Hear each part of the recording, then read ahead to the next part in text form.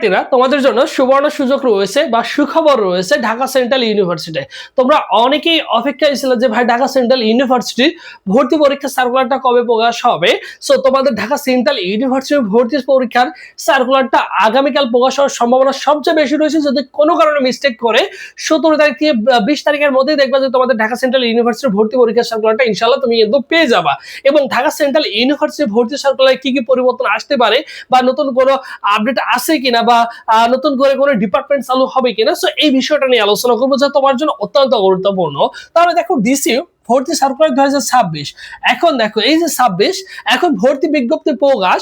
So আগামীকাল সবচেয়ে বেশি সম্ভাবনা রয়েছে যদি কোনো কারণে মিস্টেক করে তাহলে দেখবে যে 17 থেকে 20 মে এর মধ্যে তুমি এই ডের মধ্যে এই 3 দিনের মধ্যে দেখা যাবে 3 থেকে 4 দিনের মধ্যে ইনশাআল্লাহ অনায়াসেই ঢাকা সেন্ট্রাল ইউনিভার্সিটি ভর্তি পরীক্ষার সার্কুলারটা পেয়ে যাবা। ঠিক আছে, আর লেট করবে না। এরপর দেখো ভর্তি পরীক্ষা জুনে হওয়ার সম্ভাবনা সবচেয়ে বেশি, যেহেতু বিগত বছর তাহলে বলে দিছিল তোমার হচ্ছে 15 থেকে 20 তারিখ 25 তারিখের মধ্যে তোমাদের কি করবে ভর্তি পরীক্ষাটা তারা নিয়ে নিবে। আর যেহেতু এখানে 3টা ইউনিটের পরীক্ষা দেখা যাচ্ছে যে কোনো ছুটির দিনেই তারা কি করবে অবশ্যই রাখবে 3টা ইউনিটের পরীক্ষা 3 দিনেই হবে। কোথায় পরীক্ষা হয়ে থাকে তোমরা সকলেই জানো, ঢাকাতেই পরীক্ষা হয়ে থাকে। আর জুলাই চলে যাওয়ার সম্ভাবনাও রয়েছে। সো সেই ক্ষেত্রে দেখো 20% এটা সার্কুলার দিলে আমরা নিশ্চিত হতে পারবো। এরপর দেখো সেকেন্ড টাইম থাকবে, হ্যাঁ অবভিয়াসলি সেকেন্ড টাইম থাকবে, সেকেন্ড টাইম অবভিয়াসলি পরীক্ষা দিতে পারবা। আর সেকেন্ড টাইম পরীক্ষা দিতে হলে এসএসসি দেখো 2020 এবং 2023 এর মধ্যে হতে হবে, এবং এইচএসসি 2024 এবং 2025 এই 2 সালের মধ্যে হলে তুমি কি করতে পারো পরীক্ষা দিতে পারবা।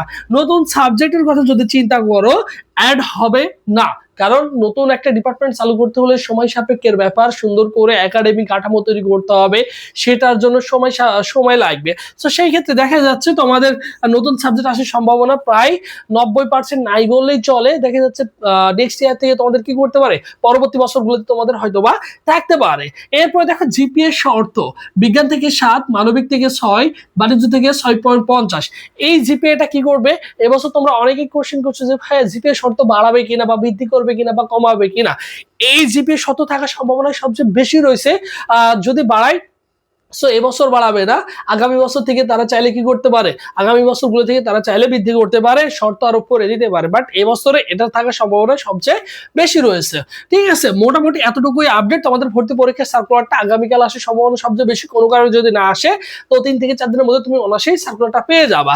আর ঢাকা সেন্ট্রাল ইউনিভার্সিটির জন্য তোমরা যারা সুন্দর করে গুছিয়ে প্রিপারেশন নিতে চাচ্ছ, কারণ তোমরা যারা সিরিয়াস না তোমরা অনেকেই টেনশনে আছো যে সার্কুলার কবে দিবে, পরীক্ষা কবে হবে, তোমরা পড়াশোনা করছো না। অনেক শিক্ষার্থী কিন্তু ভালো করে গুছিয়ে প্রিপারেশন নিচ্ছে, বাসায় বসে পড়াশোনা করছে, কারণ যেহেতু এটা পূর্ণাঙ্গ পাবলিক বিশ্ববিদ্যালয় ঢাকা সেন্ট্রাল ইউনিভার্সিটি ঢাকার মধ্যে রয়েছে।